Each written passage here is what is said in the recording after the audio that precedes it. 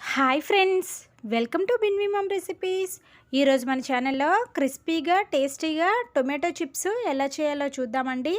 ముందుగా దీనికోసం ఒక 3 మీడియం సైజ్ టొమాటోలను తీసుకొని చిన్న ముక్కలుగా చేసుకొని మిక్సీ జార్లోకి వేసుకొని మెత్తగా మిక్సీ పట్టుకోవాలి.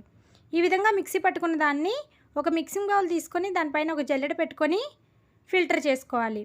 ఈ విధంగా ఫిల్టర్ చేయడం వలన మనకి ఆ టొమాటోస్లో ఏమైనా ముక్కలు లాంటివి ఏమైనా ఉంటే పైననే స్ట్రెయిన్ అయిపోతాయి. చూసారు కదా, ఈ విధంగా రసాన్ని మాత్రం కలెక్ట్ చేసుకోవాలి. ఇలా లాస్ట్లో వచ్చిన టొమాటో పల్ప్ని పక్కకు తీసేసుకోవాలి.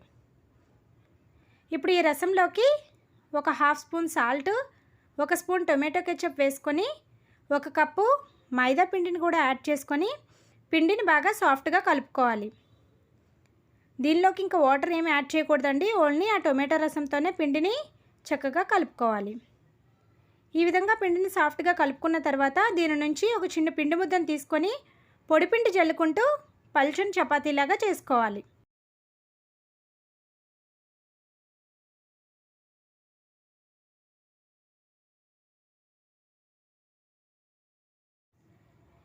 ఈ విధంగా చపాతీని బాగా పల్చగా ఒత్తుకోవాలి.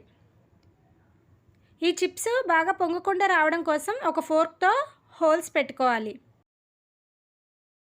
తర్వాత దీన్ని ఒక కటర్తో ఫస్ట్ రెక్టాంగిల్ షేప్లో కట్ చేసుకొని తర్వాత చిన్న చిన్న ట్రయాంగిల్స్ లాగా కట్ చేసుకోవాలి.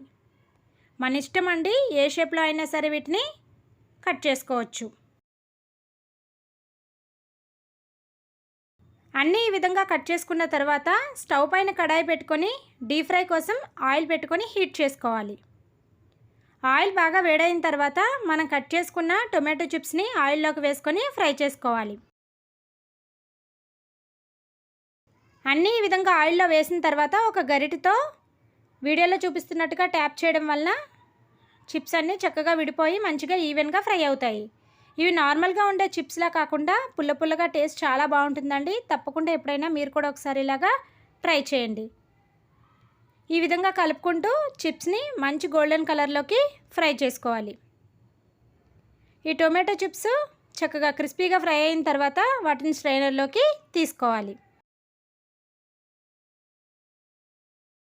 అదేవిధంగా మిగిలిన చిప్స్ కూడా వేసుకొని ఫ్రై చేసుకొని తీసుకోవాలి.